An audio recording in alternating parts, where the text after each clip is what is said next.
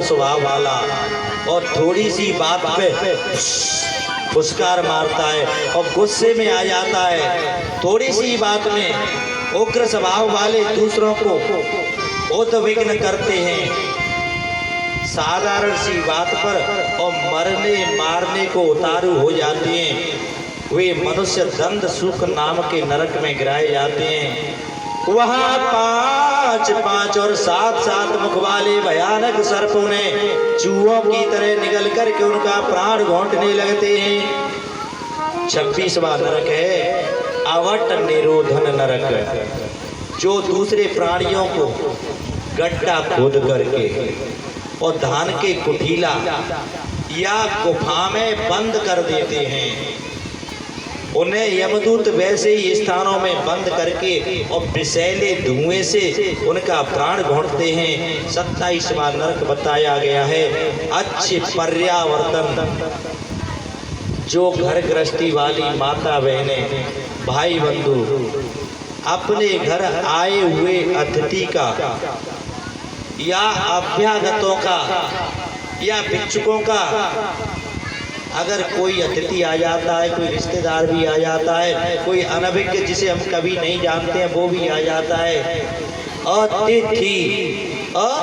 अतिथि जिसके आने की तिथि मालूम नहीं हो, ऐसा कोई व्यक्ति आ जाता है तो उसे क्रोध भरी दृष्टि से देखता है कि टेढ़ी दृष्टि से आएगो, जरूर कछु न कछु तो खवाना पड़ेगा, पैसा खर्च करने पड़ेंगे। जो दूसरों को अतिथियों को टेढ़ी निगाह से देखते हैं उन्हें यम के दूत और अच्छे पर्यावर्तन नाम के नरक में डाल देते हैं। वहाँ पर गिद्ध चील कौवे आदि पक्षी और वज्र के समान कठोर चोंच से उन पापियों के नेत्रों को निकाल लेते हैं कि जिन टेढ़ी निगाहों से तू दूसरों को देखता था उन टेढ़ी निगाहों को खींच लेते हैं। 28वां नरक है सूची मुख, जो अपने को बड़ा धनी समझ करके कि मैं गांव में सबसे बड़ा धनी हूँ और मोते बड़ो पैसा वाको आतो ही ना, और मैं बगैर काम चलेगा ही नहीं बिल्कुल। दूसरों को टेढ़ी नजर से देखता है। अब पूछते हैं तो मैं कच्ची लेके कहा माँ जा रही है कथा लेके कहा है कछु देवे हथवे कहा दान पुण्य करीबे हथवे कहा जाए तो बड़ी तैयार रही है, शान तैयार है सजे धज के कथा में, लेकिन कछु हथुए कहा। जो ऐसे कहते हैं ना, जो अपने को बड़ा धनी मानते हैं, दूसरों को टेढ़ी नजर से देखता है और बात बात पर संदेह करता है, यक्ष के समान धन का संग्रह करता है, यक्ष के समान धन को इकट्ठा करता है। धन को इकट्ठा करने वाले की गति क्या होती है पता है? यो न ददात न भुंक्ते तस्य गति तृतीयो भवति, जो न तो दान करता है और ना ही उसका उपभोग करता है।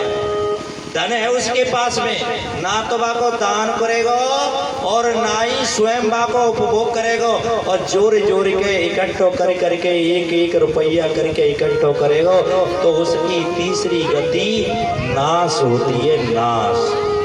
मेरे बंधुओं, उस न तो एक कौड़ी भी किसी को देता है, उस धन पिशाच को यमदूत इस नरक में अर्थात सूची मुख नाम के नरक में गिरा देते हैं। वहाँ एवं उसके संपूर्ण अंगों को फाड़ करके और दर्जियों के समान जिस प्रकार से दर्जी वस्त्र कपड़े सीता है उसी प्रकार से सुई के धागे से सी डालते हैं। ये राजन, इस प्रकार से यमलोक में सैकड़ों और हजारों नरक हैं जिनका उल्लेख यहाँ किया गया है अथवा नहीं किया गया है, उनका मैंने आपके समक्ष में वर्णन किया। उसी प्रकार से शुभ कर्म करने वाले को पुण्यात्मा पुरुष स्वर्ग आदि लोकों में जाते हैं। इस प्रकार से और नरकों का वर्णन सुन करके और राजा परीक्षित की छाती थर थर कांपने लगी कि हे प्रभु, मैं इन नरकों में नहीं जा सकता कि निज निज करनी के अनुसार